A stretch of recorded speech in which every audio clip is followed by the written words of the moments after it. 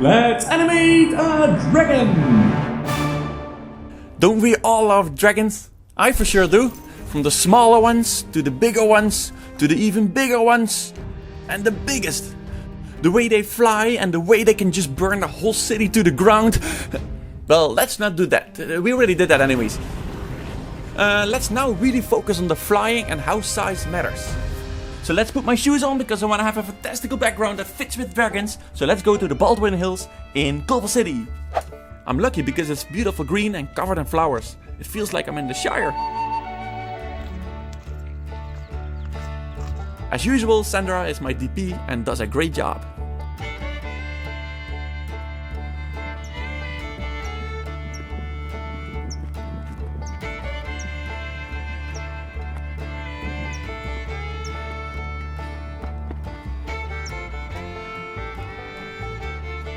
Alright, lovely. So I'm going to throw this in After Effects and I'm going to track it and export this 3D camera to Maya.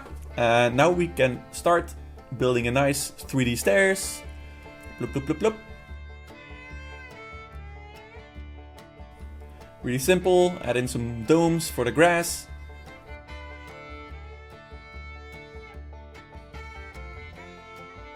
Cool, so that's ready to go, and now we need a dragon, and for the second time I'm going to animate the awesome dragon by Truong. You should check his rig out, it's really nice.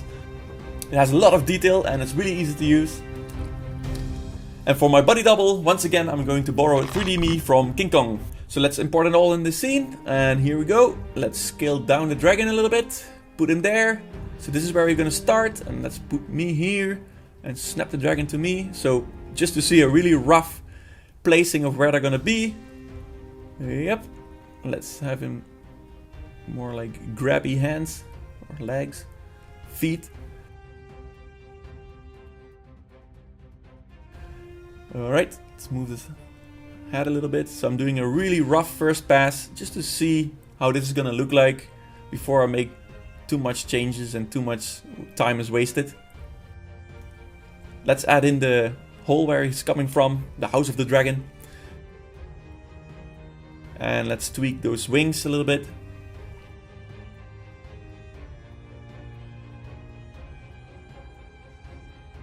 Cool, so he's coming out, grabs me, and then he flies off to the distance. It's a little boring, isn't it? We need a little bit of perspective. Right now it's all in the same spot, but we really want to see something get closer to the camera. So let's put the dragon further away, and then I think that will help a lot to make the shot feel more dynamic. So let's move him all the way there. So he starts way smaller. That way he's also more creepy when he gets closer and he turns out quite big. Okay. Let's also put it underground so we know where he can walk. So he comes out, flaps, and then he gets closer and grabs me. And also when he gets closer then we have a more momentum for the tail to come closer to the camera, which is also really cool. Okay, and then he grabs me with his big paws. Such a big feet.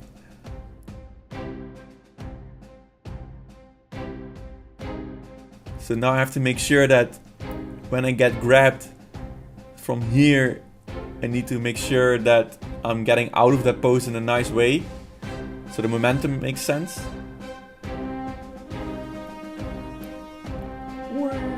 Some stretch. So you can feel that overlap. And then the legs can do their thing as if I'm scared.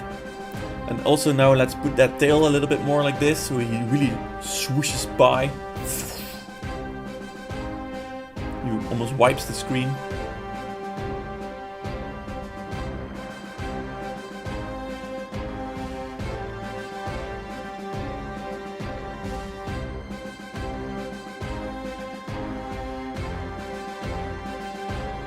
So right now he just starts flying and then that's it. But I think we need a roar, right? We all love roars. And let's improve the posing of when he's sitting there. Make it as strong as possible.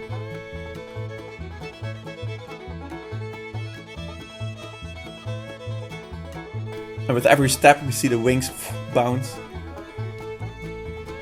So you can feel the weight.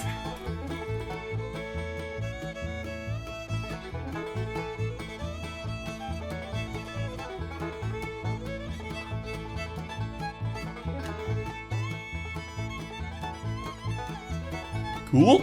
So, and then he starts flying. And I want to add in now a little bit of rotations. So it's not just a straight flight, but that is more like a... So let's put that in. More this way. And then that way. Makes it all a bit more dynamic, more interesting.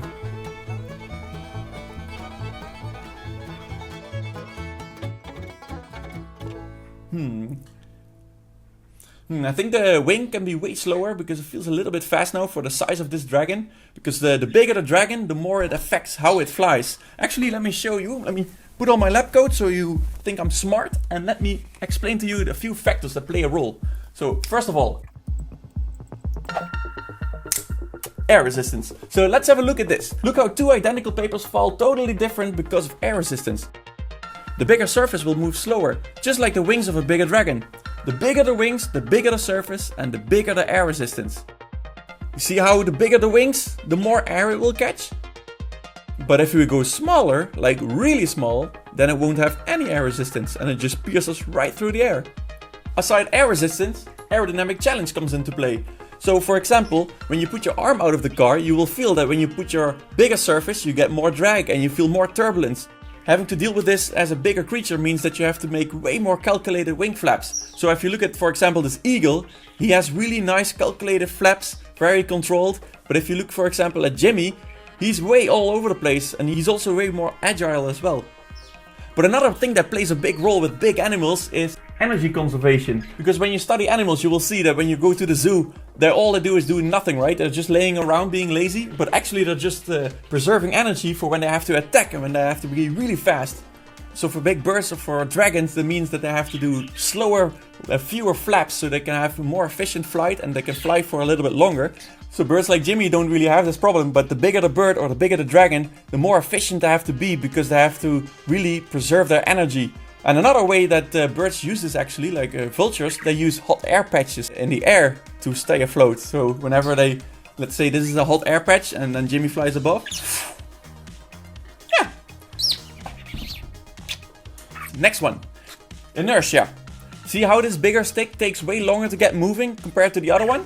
This is called inertia. You might think like, oh, the bigger creatures have bigger muscles, but no. Look at, for example, if you move your finger or your arm, you still will feel it takes longer to get it to move.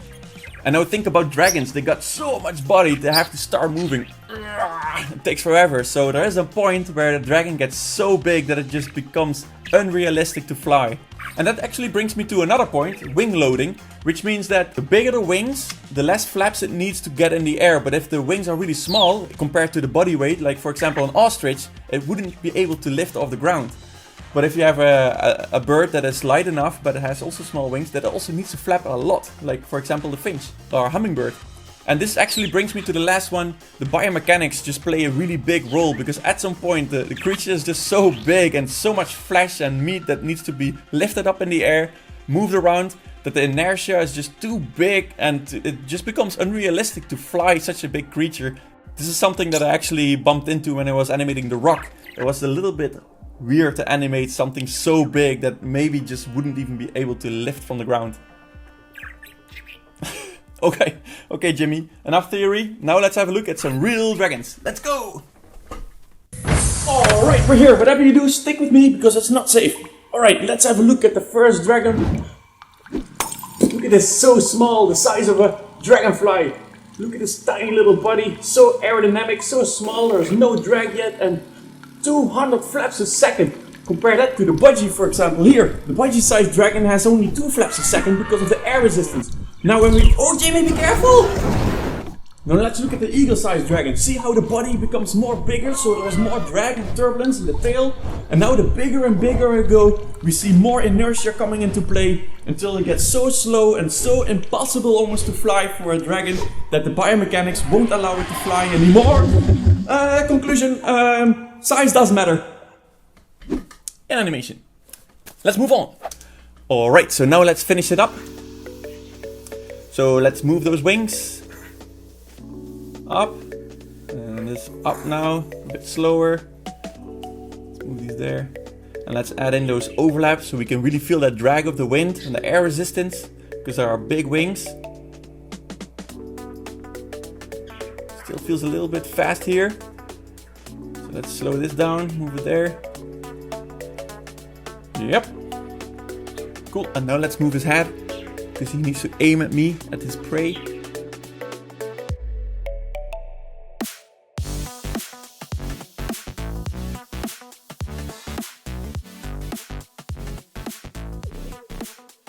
Get some drag in his tail as well, because he's heavy. But I do it very subtle, because it's a big, heavy tail, so it cannot move too fast.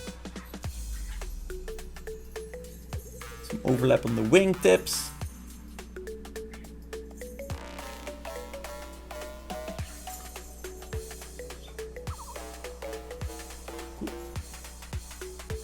Just want to make sure that all the fingers are always moving around.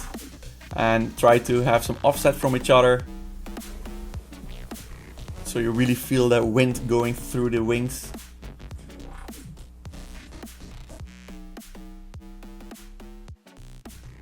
Alright, cool. Now let's add in some tail wave.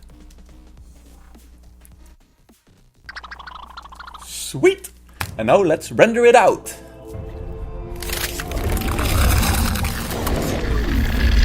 Of course, the background needs to change a little bit. It needs to look like the House of the Dragon, so I add in a cave and then add in some trees and some signs. Just make it feel like it's the House of the Dragon. Just to make it feel like it's something else than the Baldwin Hills. And of course, let's change that skyline to King's Landing.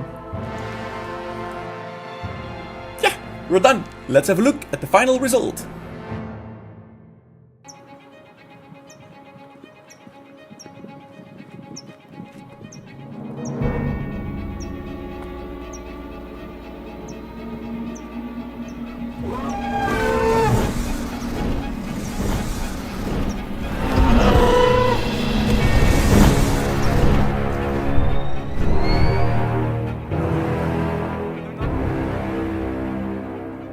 Alright, fun little animation, not as action, yeah, woohoo!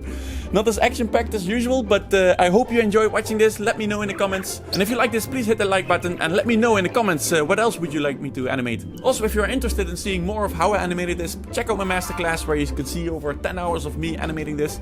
And there's also a lot of other stuff, so please have a look. Thank you so much for watching, and I hope to see you in the next one. Bye! So let's say we start, for example, with like and subscribe.